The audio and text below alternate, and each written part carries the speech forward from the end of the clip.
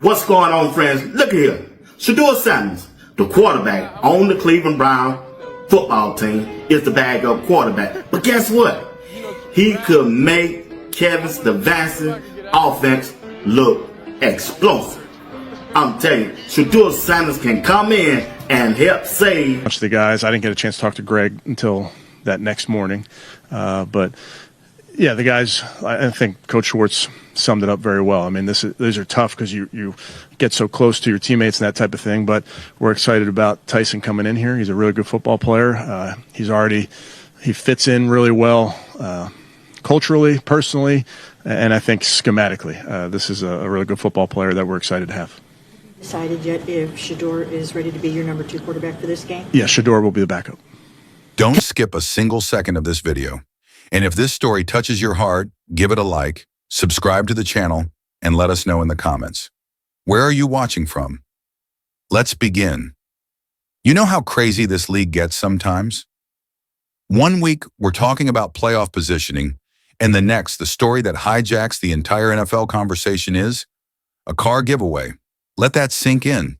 Not a touchdown, not a comeback, not even a highlight reel throw. A car giveaway. And yet somehow it hit harder than anything the Cleveland Browns have put on the field this year.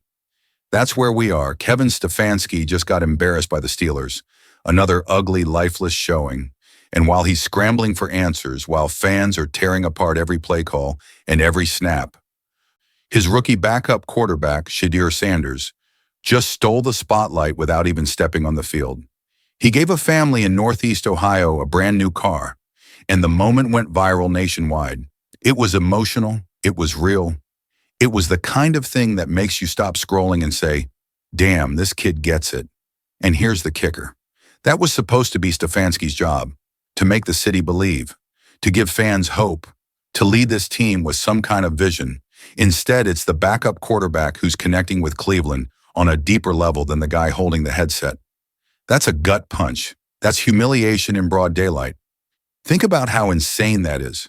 The biggest spark for the Browns right now didn't come from an explosive offense. It didn't come from a halftime adjustment.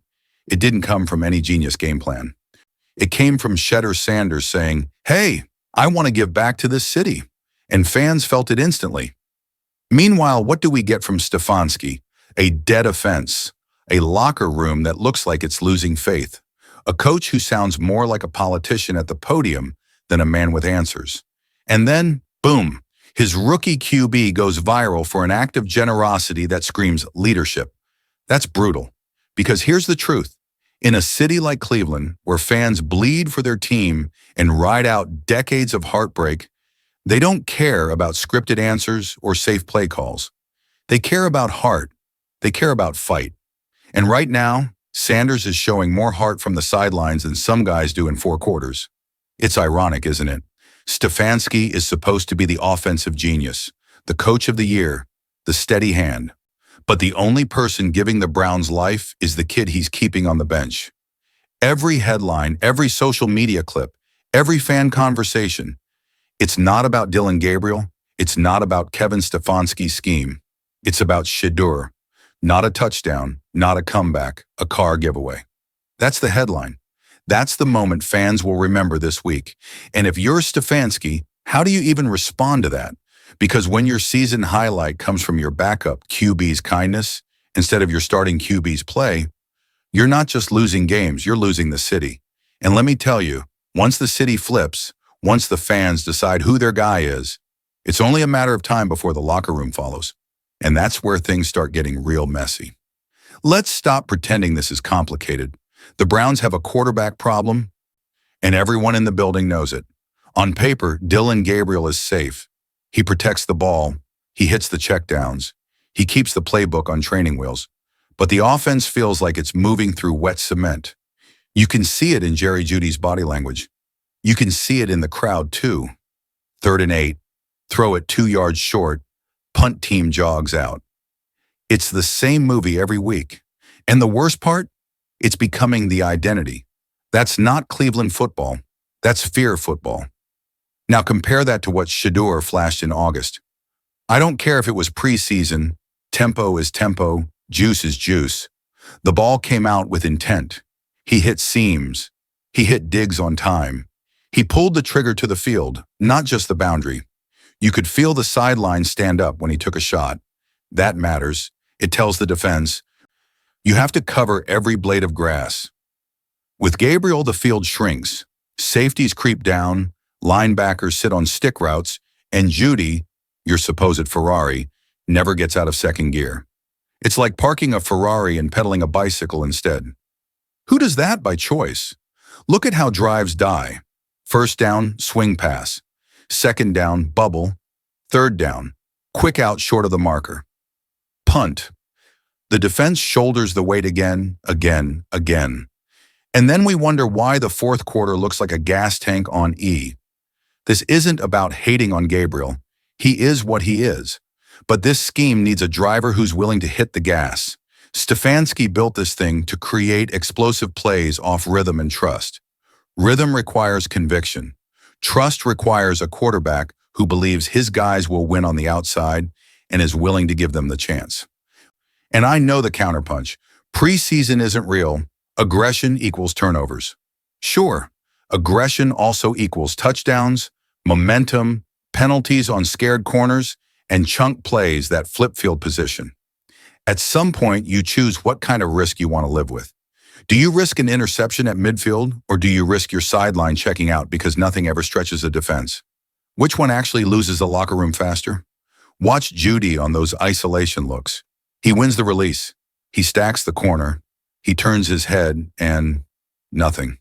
Ball never comes. You can only clap your hands and jog back to the huddle so many times before frustration turns into fractures. And once your WR1 decides this isn't a place where alpha receivers eat, the whole structure crumbles. Tight ends stop selling routes. Backs stop finishing chips. That's the hidden tax of conservative football. It bleeds belief. We've seen teams break this cycle. Jalen Hurts wasn't drafted to be a savior. He played like one anyway because the Eagles let him be bold. Brock Purdy wasn't supposed to be a star. Kyle let him rip the inbreakers and live with the consequences. When the headset says, trust it, everything feels different. The Browns don't need reckless. They need courageous. So how long can Stefanski protect a system that clearly isn't working like it's designed? How many possessions do you waste before you admit the point of an offense is to scare somebody? The roster tells you the truth. It's built for speed, for vertical stress, for a quarterback who throws on rhythm and doesn't blink. Shedeur showed he'll challenge leverage and throw the window when it's there. That alone would change the math on every single snap. Enough is enough. Either you keep pedaling the bicycle and pray the finish line moves closer, or you hand the keys to the Ferrari and live with the engine's roar. And if you're still worried about what kind of driver he really is, on and off the field, good. Because that's the next question we need to answer. And the narrative a lot of people got dead wrong. I remember draft season like it was yesterday. Every talking head, every anonymous scout, every so-called expert had the same lazy line on Shedeur Sanders. Selfish, brand obsessed, more influencer than quarterback. They said he cared about his name, his followers, his image, more than he cared about the game. And honestly, that label stuck for a lot of fans who didn't watch him play. It was easy to throw around. The son of Deion Sanders, the flashy kid with the shades, the NIL money, the cameras always around him. He's in it for himself, they said. But look at what just happened in Cleveland. Look at the moment that went viral across the entire country. This rookie backup, who hasn't even started an NFL game yet, is out here giving a family in Northeast Ohio a car. Think about that. He didn't need to do it. Nobody forced him. There wasn't some PR department writing the script. This was Shedeur deciding, I want to use my platform to make someone's life better. Tell me again how that's selfish. Tell me again how that's all about me. Because what I saw was the exact opposite. And here's the part that blows me away. Most rookies, they're still just trying to survive. They're buried in the playbook. They're terrified of saying the wrong thing in meetings. They're doing everything possible just to fit in. Very few, almost none, are stepping out into the community and making a statement before they even take a meaningful snap. But Shedeur, he's already commanding respect off the field. He's already building trust with fans. He's showing that leadership isn't about a stat line or a win-loss column. It's about presence. It's about giving something back. That's what the critics never understood. This kid grew up under a microscope. Everything he did was picked apart. If he smiled too long after a win, he was cocky. If he wore jewelry, he was arrogant. If he leaned into his name, it was branding over football. But this moment, this car giveaway, it cuts through all of that noise because generosity doesn't lie. Humility doesn't fake itself. What Shedeur did speaks louder than 1,000 scouting reports, and it matters even more in a city like Cleveland. Browns fans aren't dumb. They've seen dozens of quarterbacks roll through this franchise promising the world, only to disappear when it got tough. They don't want lip service. They want someone who actually shows up. Shedeur hasn't even been named QB1, but he's already done more to connect with the people here than some starters do in an entire career. That's rare. That's special. So let's flip the script right now. The critics said he was selfish. Wrong. The critics said he cared about image. Wrong again. What he's showing us is that he gets it. The bigger picture, the responsibility of being a quarterback in the NFL, the responsibility of carrying a city that's desperate for hope. He's passing a leadership test that the so-called leader on the field is currently failing. And that right there is why this story is only just beginning. Close your eyes for just a second and picture it. Shedeur Sanders jogging out of that tunnel at First Energy Stadium, helmet buckled, offense huddled around him. Jeudy lined up wide, tapping his chest because he finally knows he's about to get fed. The defense across the line suddenly shifts a step back because they know this kid's not afraid to test them deep. The crowd? It's buzzing, loud in a way Cleveland hasn't heard in years. That's not a fantasy. That's what this city's begging for. That's the spark the Browns desperately need, because right now the product on the field is lifeless. Gabriel might be steady, but steady doesn't win you games in January.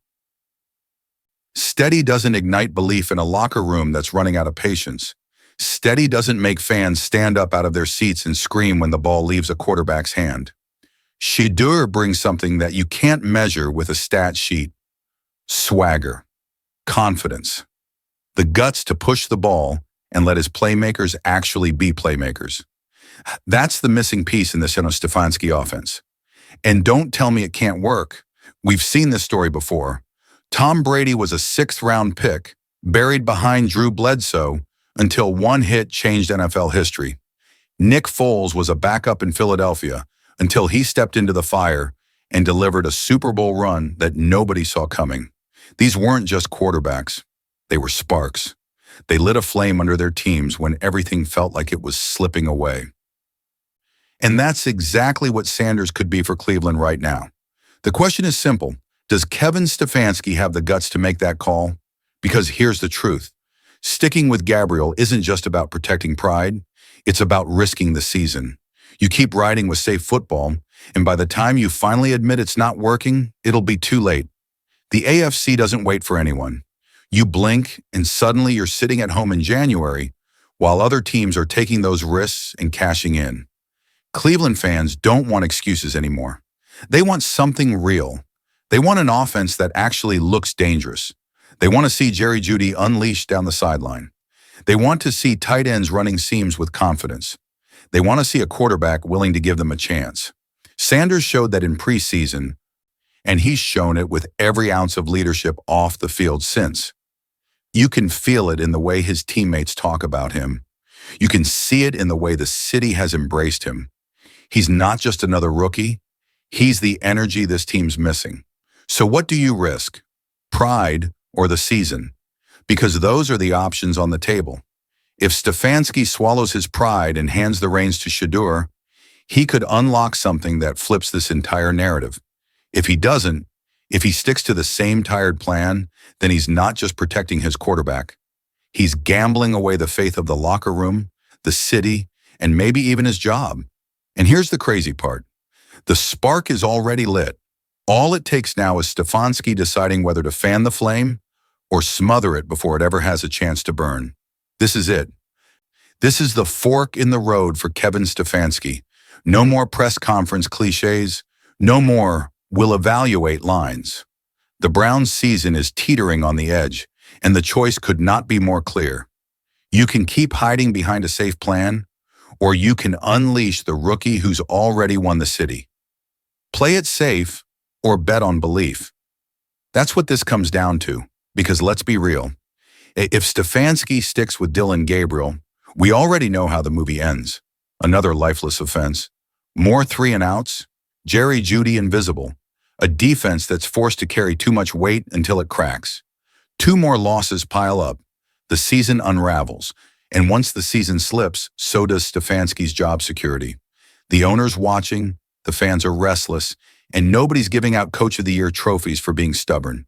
But if he flips the script, if he has the courage to roll with Shedeur Sanders, everything changes. Suddenly, the locker room feels energy again. Suddenly, receivers start running routes with urgency because they know the ball's coming.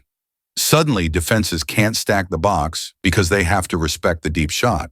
And suddenly, the fan base that's been beaten down for decades has something they haven't had in a long time. Hope. That's the power of this decision. Stefanski isn't just deciding who takes the first snap next week. He's deciding whether to protect his pride or protect the season, whether to keep betting on a quarterback who plays scared or to unleash a rookie who already acts like a leader. And history tells us bold decisions are the ones that change everything. Bill Belichick benched Bledsoe for Brady. Doug Peterson trusted Nick Foles. Those were gambles. They were risks. And they became legends. Now Cleveland stands at that same crossroads. And here's what blows my mind. Shedeur Sanders has already done the hard part. He's already earned the respect of the locker room. He's already earned the respect of the city. He's already shown more leadership from the sidelines than Gabriel has from under center. Stefanski doesn't even have to sell it. All he has to do is point and say, "You're up." So here's the question I'll leave you with. If you were the coach, what would you do? Would you play it safe, ride the bicycle, and watch the season collapse in slow motion? Or would you hand the keys to the Ferrari, trust the rookie, and give your team a chance to actually win? This is Kevin Stefanski's moment of truth. It's his chance to prove he's not just a coach who can manage a season, but one who can rescue it. The fans are ready. The locker room is ready. Shedeur Sanders is ready. The only question is, does Stefanski have the guts to make the call? Because if he doesn't, he won't just lose games. He'll lose the city. And once you lose Cleveland, you don't get it back.